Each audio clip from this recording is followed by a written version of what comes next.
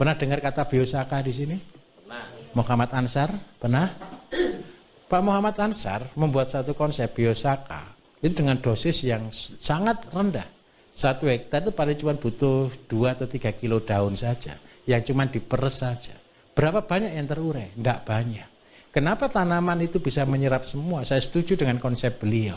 Dia mengatakan, pupuk yang diberikan sekian banyak, yang diserap cuma 0,% tidak sampai 1%. Karena apa? Ternyata penyerapan ini butuh bakteri-bakteri yang menyerap. Karena itu Bapak Ibu di pupuk organik, saya katakan kita akan lebih baik daripada pupuk kimia ke depan. Karena apa? Yang kita gunakan adalah penyerapan sempurna.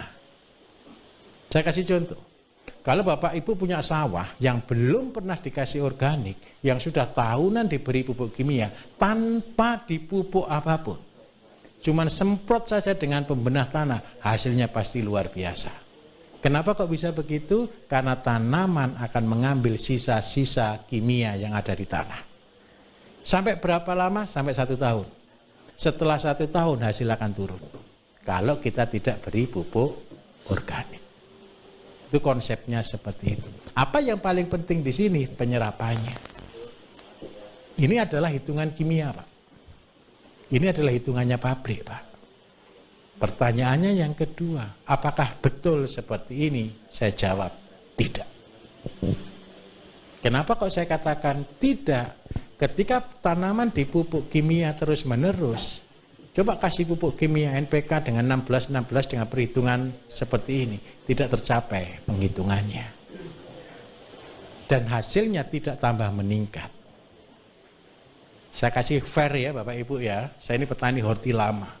Satu tanaman cabai itu butuh kadang-kadang pupuk tanaman pupuk kompos itu 1 kilo. Saya paling banyak digunakan adalah kotoran kambing. Kenapa kok kotoran kambing? Itu sebagai unsur K yang tinggi, P cukup, N rendah. Kalau ini ditambah dengan pupuk kimia yang standar sekitar jatuhnya di angka 50 gram per tanaman. Dengan asumsi 1 hektar itu kurang lebih 1 ton pupuk kimia, ditambah 1 kilo kotoran kambing, ini diharapkan bisa mencapai penghasilan 20 ton sampai 30 ton per hektar. Dengan asumsi 1 kilo sampai 2 kilo, 1,5 kilo per pohon. Realnya apa? Kalau kita hitung biaya, pupuk ini sudah over sebenarnya. Sudah sangat over. Kita bandingkan. Saya bandingkan aja. Di depan ini ada Bapak Ibu, tanam cuma 3.000 meter. 3.000 meter, kemarin sudah dapat uang panen yang ke-8, sudah dapat uang 500 juta dia, dari 3.000 meter. Ketika harga cabai 70.000. Nah, saya tanya pupuknya, berapa banyak pupuk yang diberikan? Karena orang desa, yang diberikan hanya Ponska dan urea. Ada K-nya tidak di situ? Ada. Ponska itu K-nya betul atau tidak kira-kira?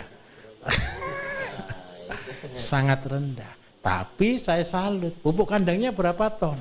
Untuk luas 3.000 dengan jumlah tanaman 3.000 pohon, dia kasih pupuk kandang 10 ton. Hasilnya apa? Dia dapat 500 juta, mungkin sampai panen dapat 700-an dia. 3.000 meter persegi. Dengan cara ngitung, ternyata enak sekali. Apa yang mereka banggakan? Ternyata pupuk kandang memberi dahsyat yang luar biasa. Paham di sini? Ini hitung-hitungan paling gampang. Jadi tadi Pak, kalau Bapak unsur NPK, jangan ngitung ke sananya. Hitung dari warna daunnya, lihat dari warna daunnya, kurang unsur apa. Nanti bisa beli tabel, apalagi di sawit nih, paling lengkap nih. Ujung merah, ujung kuning, wah sudah, itu sudah tahu ini kurang magnesium, ini kurang apa, kurang boron dan sebagainya. Itu teorinya. Tapi kalau kita gunakan dengan cara organik, maka yang terjadi satu.